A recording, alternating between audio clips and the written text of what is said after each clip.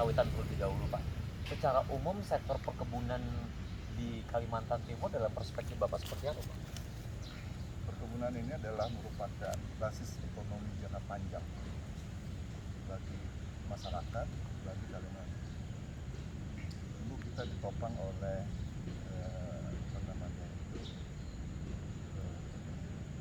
komoditi di luar sawit, kakao. Kita kakao kan sempat ekspor dulu waktu kita gabung dengan Kaltara ya. Itu kakao Kaltim itu yang terbaik. Dan itu memang khusus ekspor ke Eropa. Nah, selanjutnya merica, lada. Lada kita itu adalah lada terbaik. Tetapi dua komoditi ini kemudian ya, mengalami penurunan. Dalam tanda kutip penurunan artinya bahwa tidak menjadikan leading. Kenapa? Karena memang ketika sawit masuk tahun 70 berapa ya, nah itu masih belum boom lagi sawit. Ketika sawit itu sudah menjadi komoditi ya, industrialisasi yang berbasis sawit, maka sawit ini mulai meledak, naik. Nah, kita mulai sadar, mulai melihat bahwa prospek sawit itu ke depan itu sangat bagus sekali. Sehingga kita menyediakan lahan untuk sawit itu Pak Suwarna itu menyediakan 1 juta hektar. Kami menghitung 1 juta hektar itu tidak cukup ya, untuk menopang ekonomi kami. Kami mengajukan waktu itu 3 juta hektar. Alhamdulillah ya, gagasan 3 juta hektar itu terakomodir di tata ruang.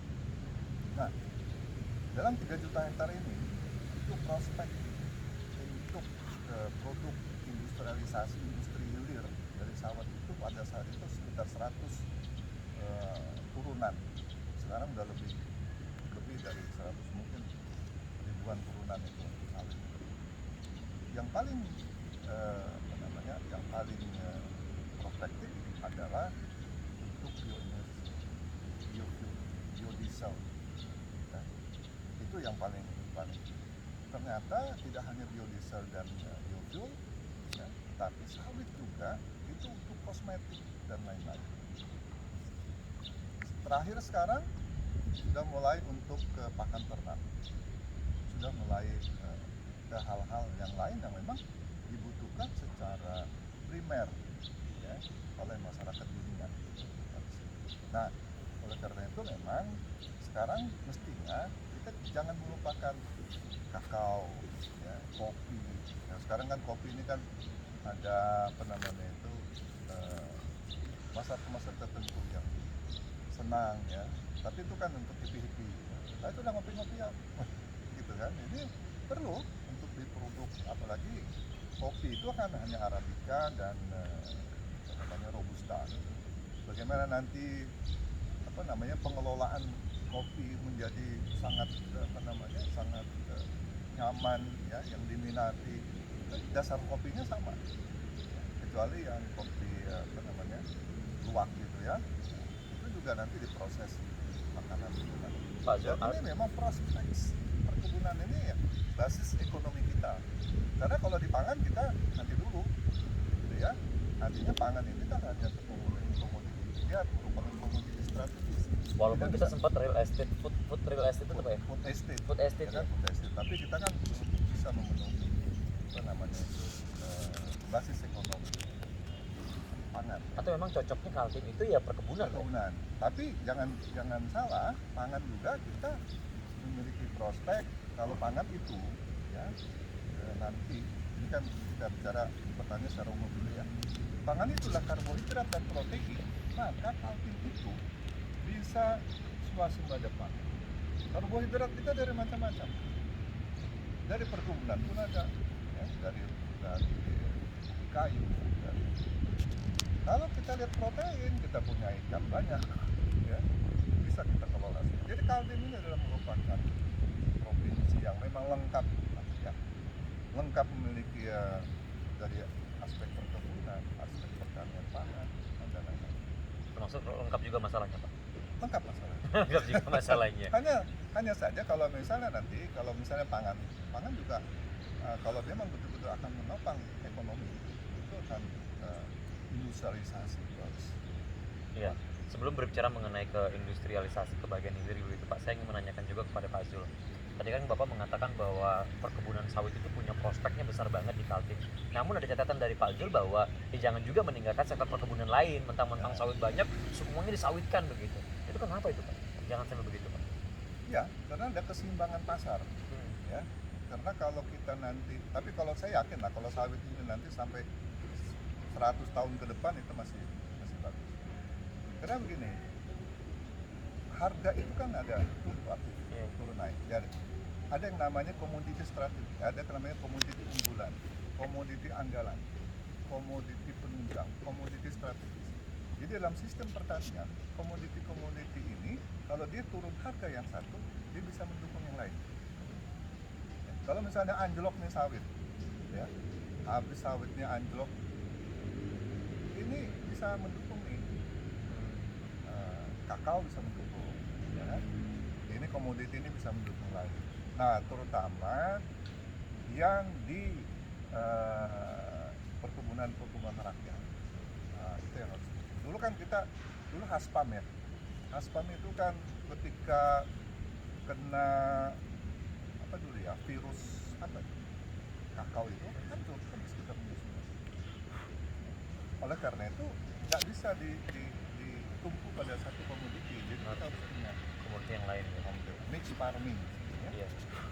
Pak, iya. Pak Zul, kalau kondisi yang sekarang menurut Pak Zul gimana pengembangan perkebunan khususnya sawit lah Pak? Kalau kita berbicara mengenai perkebunan tadi kan yang paling populer begitu sekarang banyak dikembangkan adalah sawit. Dari sekian tadi Bapak mengatakan kan pengembangannya luar biasa luas Pak ya. Sekarang sampai dengan saat ini bagaimana Pak Zul melihat? Kita punya 3 juta hektar.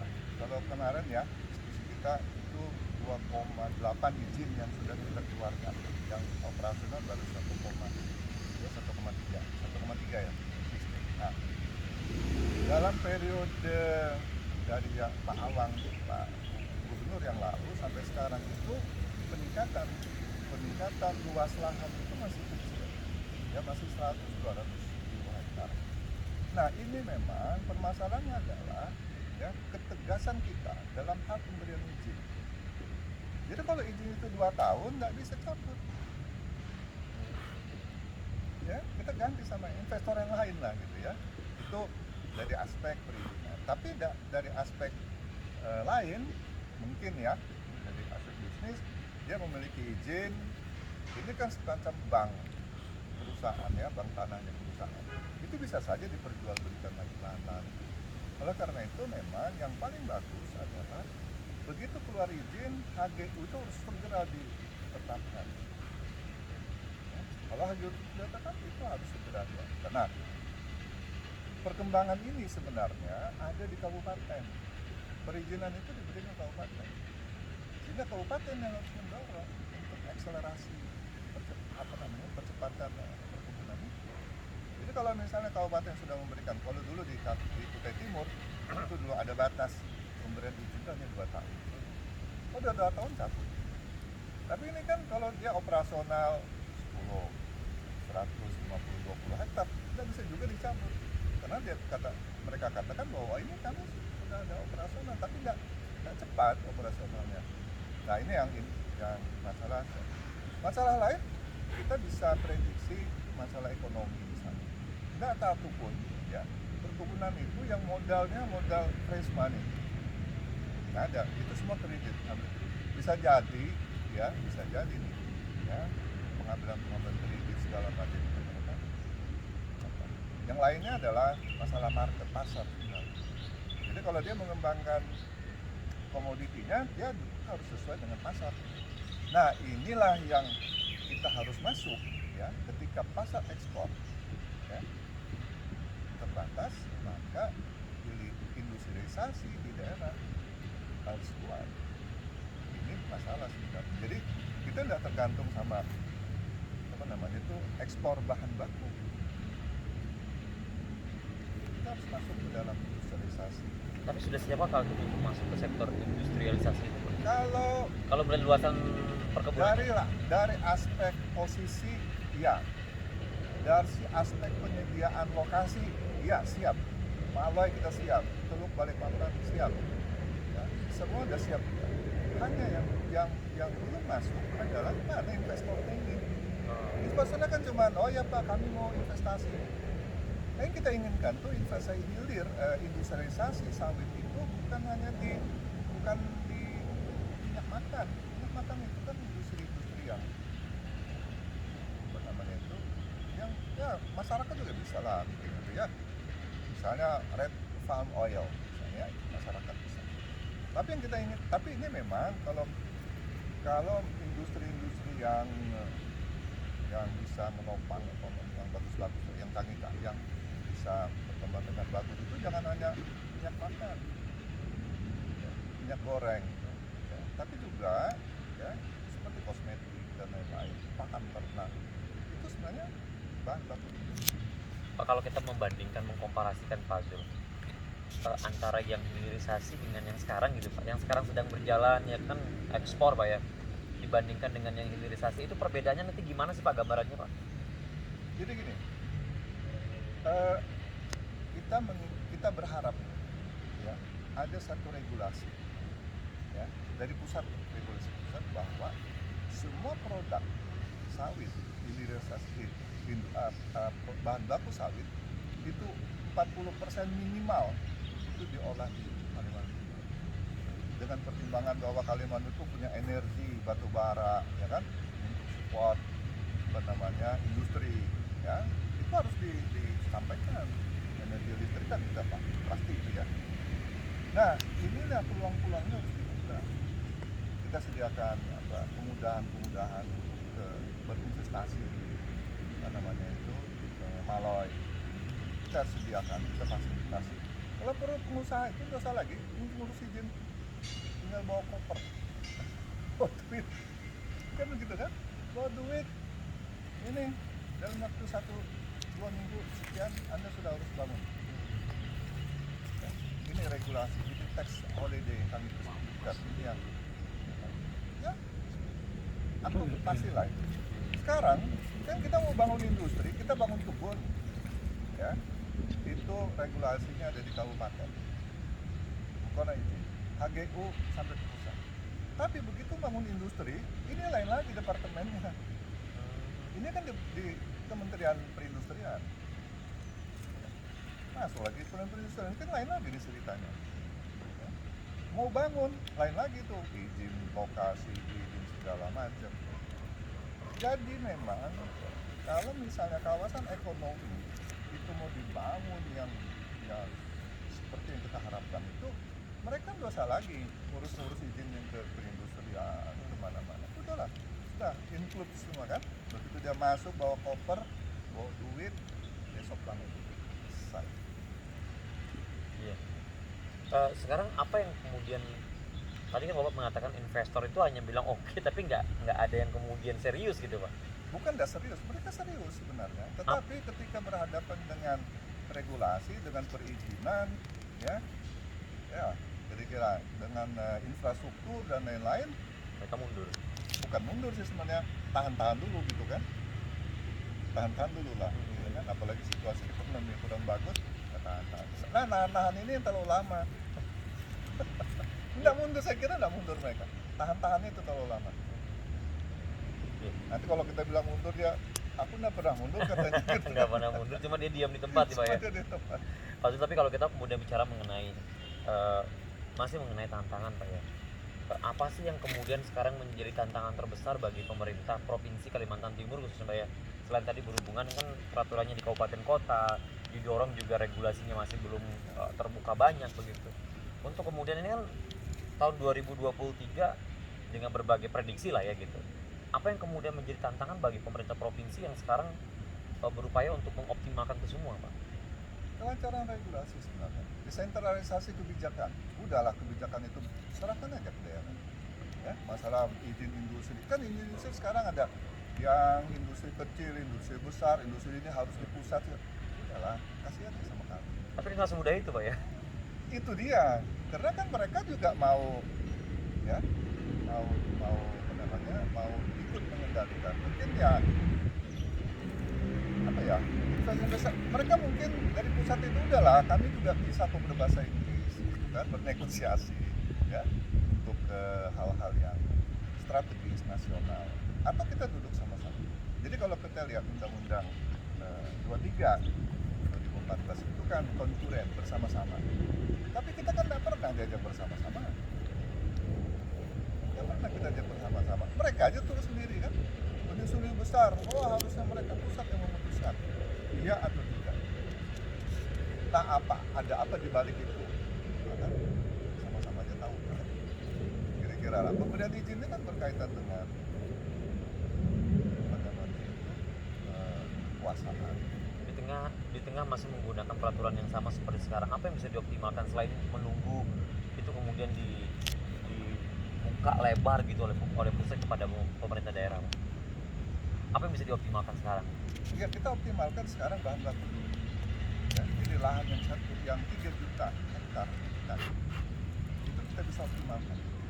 Ya, jadi 1,3 kita akselerasi 3. Ini yang perlu koordinasi antara provinsi dengan kabupaten kota, kabupaten ya. Pengawasan pengendalian itu perlu. Ya, ada regulasi di provinsi untuk bisa juga membatasi waktu perizinan. Jadi kalau misalnya batas waktu, provinsi juga punya kewenangan untuk melakukan pencabutan terhadap izin itu. Ya. Karena ini kan terkait dengan regional planning, ekonomi regional kita, ya, ekonomi provinsi. Kalau tidak begitu, kalau kita biarkan dengan seperti sekarang ini ya sampai nanti pun tidak akan. Jadi ada keterlibatan sosial, ada keterlibatan. Nah, ini yang belum ada payung hukumnya, ya, bahwa nanti provinsi boleh memberikan rekom atau memberikan apa namanya itu punishment ya, memberikan itu bahwa oh ini sudah lebih 2 tahun, ini bisa. Nah itu apakah nanti DMPTSP yang apa namanya itu bisa membuat mengusulkan ya, merumuskan itu bersama-sama dengan kabupaten kota. Yeah. Sehingga kabupaten juga bisa sungkan-sungkan untuk mencabut. Ya kan? Ada beberapa kabupaten yang kami kemarin 3 tahun ini kami diskusikan itu, kami butuh payung Pak Jo dari provinsi supaya kami juga bisa cabut. Iya, iya. Betul, saya mau mengarah ke bagian lain nih Pak. Sudah masih mengarah bagian lain Pak. Gini Pak, sektor perkebunan sawit misalnya Pak ya, selalu digadang-gadang sektor perkebunan itu akan menjadi masa depannya Kaltim ya, untuk menggantikan sumber energi yang tak terbarukan, batu bara dan lain sebagainya.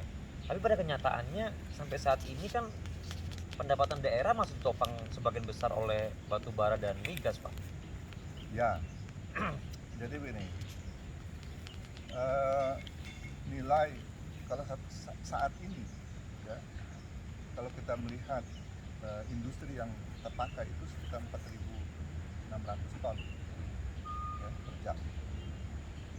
Kalau kalkulasi per tahun itu sekitar 5 juta ton. Tapi datanya kan kemarin kita lihat baru 3,94 ya. Yeah. Nah ini misinya di mana ini? Ini mesti ada satu langkah untuk melakukan pengawasan pengendalian atau nanti kita tally ya. Itu kalau nggak salah kemarin kami diskusi dengan Pak Gubernur, ada tugas Menteri Perhubungan untuk melakukan tally di daerah. Kalau sudah dilakukan, saya pikir ini juga bagus nih ya, kita tally. Karena hitungan saya itu 5 juta sekian, 5 juta lebih ya ton per tahun CPO kita. Kalau 5 juta kalikan berapa dolar sekarang? 2.000 ya. Itu kalikan per belas, itu sekitar 200, ya hampir 200 per ribu. Nah, dari nilai ekonomi itu mestinya kan ada pajak itu. Oh. Ya, pajak ekspor yang sekarang kita masuk di dalam undang-undang HKPD, Hubungan Keuangan Pusat Daerah. Jadi ekspor itu ada pajak ekspor 12% ya, 10 sampai 12%. Jadi kalau 200 triliun pajak ekspornya 10%, berarti ada 20 triliun kan. Nah, ini yang mestinya dibagi ke daerah. Semoga nih tahun 2023, 2024 itu sudah bisa kita dapat. Nanti pembagiannya berapa nih belum diatur dengan peraturan pemerintah pun tidak salah itu nanti. Nah, itu dari sisi pendapatan apa namanya itu pajak. Nah, dari produk selain CPO ya, yang lain-lain, mestinya ini kan ada peningkatan ya, ada peningkatan pendapatan daerah dari itu. Tapi selama ini kan semua ditarik sama pusat semua nih, pajak ekspor segala macam. Nah, itu yang kita lihat. Nah, dari aspek energi baru terbarukan, sebenarnya kalau kita bisa masuk ke dalam bioenergi 40 sampai 40% aja ya, dari produk itu masuk ke bioenergi, biofuel kita bisa menghasilkan lebih dari 90 juta barrel per tahun bioenergi. Nah, kalau ini strategi ya, ini skenario. Kalau seandainya kita sudah bisa mengurangi ekspor batu bara, ya, berarti industri di luar ini kan goyang. Mau nggak mau, suka nggak suka, mereka akan mengalihkan industrinya. Kita udah siap lokasinya segala macam. Ini yang kita harapkan, begitu strateginya. Tapi ini kan terkait dengan strategi pusat. Strategi pusat kan, nah kalau tadi misalnya nih, kita diberikan kewenangan untuk membatasi ekspor batu bara, kita bisa mungkin dalam 3 tahun, 4 tahun kita menderita ya, karena pendapatan kita dari batu bara itu turun pasti. Tapi berapa sih pendapatan batu bara kita?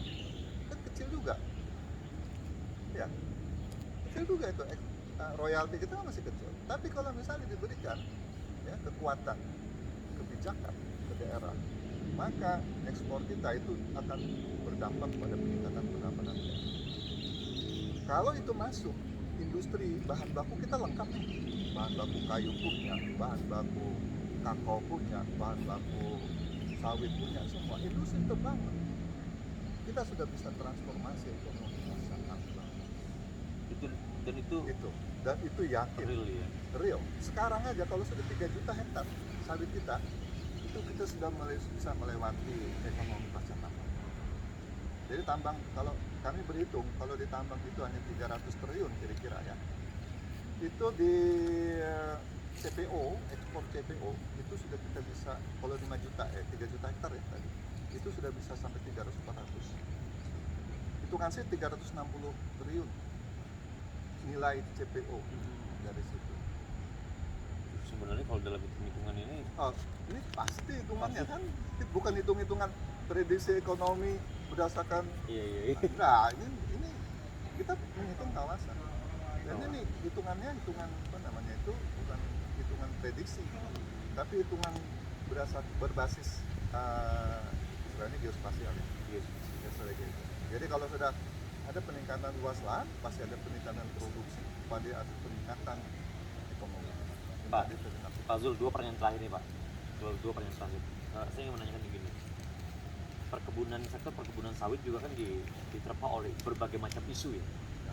Isu kelestarian alam dan lain sebagainya. Iya, Bapak tahu lah terkait dengan itu ya. Seperti apa Pak Zul menyikapi Pak? Ini kan sebenarnya persaingan dagang. Ya. Persaingan dagang, kebutuhan apa namanya itu antar negara. Ya, kira-kira ya. Nah, sawit ini adalah komoditi masa depan dunia yang nantinya ya, ketika minyak bumi itu habis, maka yang berkuasa terhadap energi minyak itu adalah Indonesia. Ada beberapa negara lain. Ini ya yang tidak diinginkan ya, dari aspek energi ya, ini yang tidak diinginkan oleh negara Eropa dan manapun. Dari aspek energi. Yang kedua, dari aspek kebutuhan pangan. Ya. Kalau kita melihat produk minyak nabati, ya, dari semua produk-produk minyak nabati yang anytime bisa dihasilkan adalah sawit. Kalau minyak jagung 3 bulan, itu juga kan ya 3 bulan 4 bulan baru mereka panen. Jadi 1 hektar sawit itu bandingannya 10 hektar lah lebih untuk minyak jagung. Jadi kita produk minyak nabati kita tuh jauh. Nah inilah yang ditakutkan oleh negara-negara Eropa. Kita ambil aja contoh, begitu Ukraina perang, ya, ekspor tepung terhambat. Nah sekarang kalau ekspor CPO terlambat, mereka dapat minyak dari mana? Minyak makan dari mana?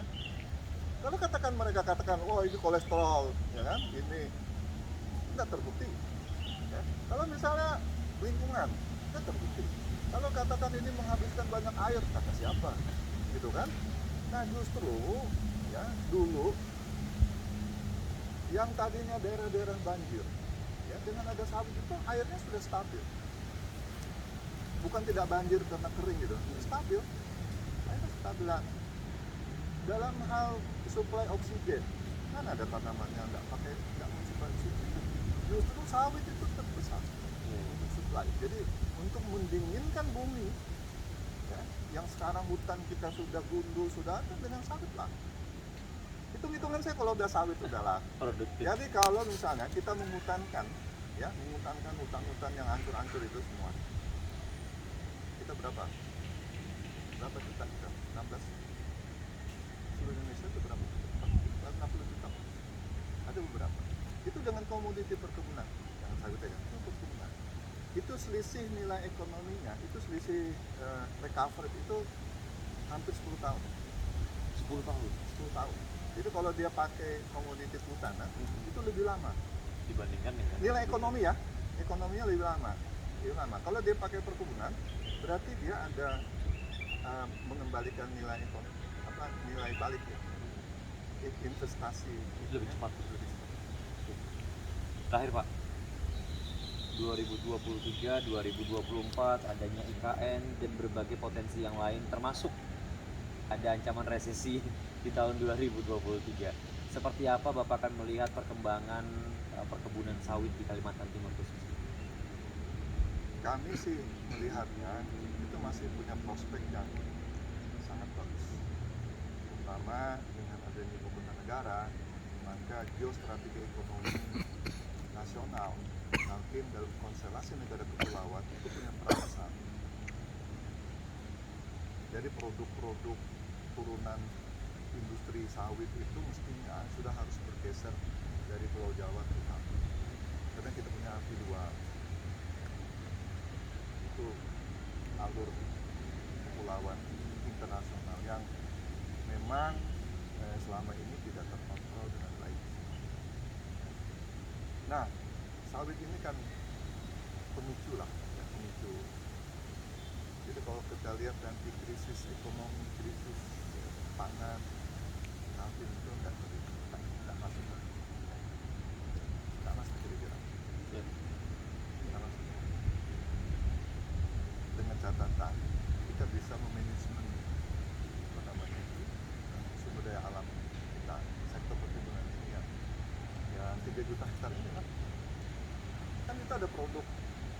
Kita lihat ya Pak Made, misalnya produk ke minyak makan, kita nggak terganggu dengan orang luar. Peternakan, karbohidrat kita nggak terganggu, katakanlah pakan ternak. Dari sawit kita bisa, kita terganggu. Jadi kalau kita misalnya mau memperbanyak ternak besar gitu ya, kecil, itu kita cukup Pak. Kita mau untuk makan ikan, insya Allah cukup. Hanya manajemennya harus kuat. Nah inilah pemimpin daerah ke depan ini harus punya pemikiran-pemikiran yang the future, ya, ke depan itu bisa melihat ya Kaltim dalam konstelasi Indonesia dan dalam konstelasi internasional. Jadi geostrategi ekonomi, geostrategi politik itu harus dipahami benar-benar oleh kepala daerah yang akan datang. Kalau enggak kita akan terlindas nanti. Jadi kira begitu. Ya, oke. Terima kasih. 219 pas 30.